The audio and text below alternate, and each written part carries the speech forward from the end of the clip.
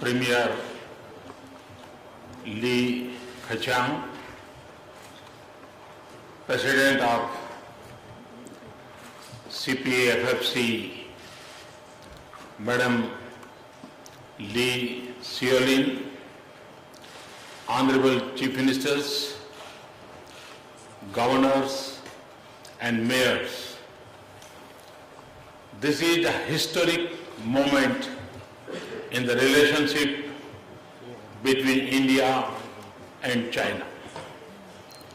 Today, we are launching a new vehicle for advancing cooperation between our two countries. In times to come, this will become one of the most important instruments for deepening our economic partnership and contact between our people. As someone who has been Chief Minister for 13 years and Prime Minister for 1, this forum has a special place in my heart. But it is not just my sentiments that lead me to give such importance to this new institution. It comes from the series of conviction born from my experience that states have a vital role to play in the national development. This is especially true for large and populous countries with a high degree of geographical, social and economic diversity. It becomes even more relevant when the constitutional and political systems are in federal in structure. These attributes exist in both India and China, the world's two most populous nations. In India's constitution, state governments have predominant role in economic and social development. The central government creates the macroeconomic environment. It can set the broad social and economic agenda and directions for the nation. It can launch development policies and schemes. It can manage resources. But in the end, the state governments have an important role in their implementation. But as I saw, in my own experience, state governments can take innumerable initiatives for the development of the states. That is the level of autonomy and responsibility that they enjoy under our Constitution. In the same national environment, states are performing at different levels.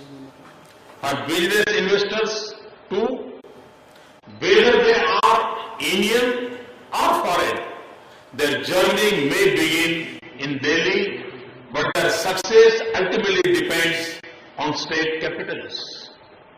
Many of the critical requirements for success, infrastructure, land utilities, skilled human resources, and many approvals ultimately depend on the state governments. But for me, the involvement of states in our national efforts is not just because of their constitutional and legal responsibilities. It is also stems from a basic management principle. The chances of successes are higher when we create everyone. When we give everyone a stake in success, that is why I speak of Team India. That is why I believe that the foundation for India's government will not be the single pillar of the central government, but 30 pillars comprising the central government and all our states.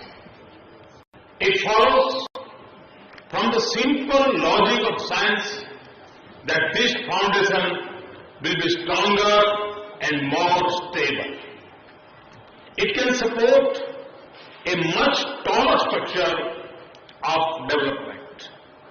That is why I speak of cooperative federalism when the center and the states are partners. I also speak of cooperative and competitive federalism in which states compete with each other to attract investments and jobs. We have moved quickly in the past year to give shape to this vision. When we replaced the old planning commission with the institution called Niti Aayog, we gave a formal place and role for state governments in an institution of this nature for the first time in India. We have radically increased the amount of resources that the central government must transfer to the state governments. And when we began to raise large revenues from the auction of our coal, it also filled the coffers of the states where the mines are located. I am asking my ministers to move conferences out of Delhi to state capitals and other cities so that they do get the benefits that come from hosting such events. More than anything else, we deal with the state governments in a spirit of partnership and with sensitivity to their concerns. And in doing so, we do not look at the symbol of the political party that is in power in the state. Which is why, when I invited state governments to participate in this event, they considered the linkages of the states with China, but also broader political representation.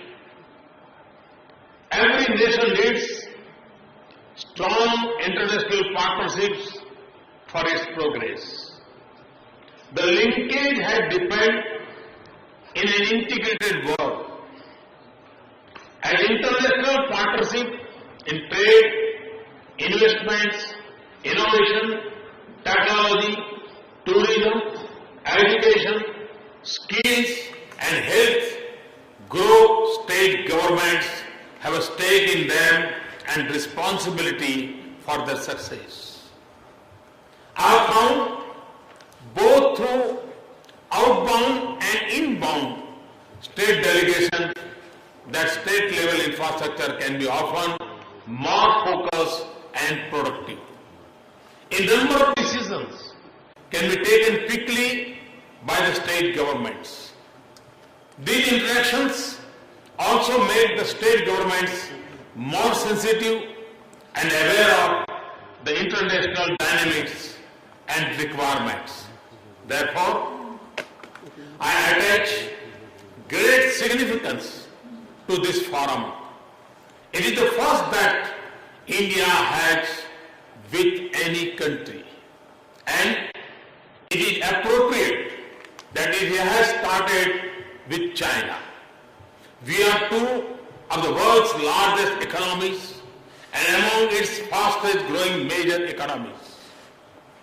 We have enormous economic synergies. We also face similar challenges. We have some similar experiences.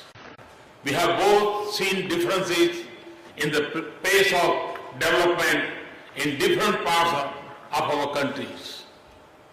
Our economic relations are growing rapidly. During Presidency's visit last year, we set for ourselves an ambitious plan to take our economic relations to a new level. We agreed on China setting up 2 industrial parks in India, in Maharashtra and Gujarat. We are pleased that both chief ministers are here. We have agreed on cooperation in the upgrading of India's railway sector. I have invited Chinese companies to invest in India's manufacturing sector. Presidency spoke of $20 billion of Chinese investments over the next 5 years. Some of the business agreements will take shape in Shanghai tomorrow. I believe it will be much easier to translate our vision into reality if provincial and state governments come to closer contacts.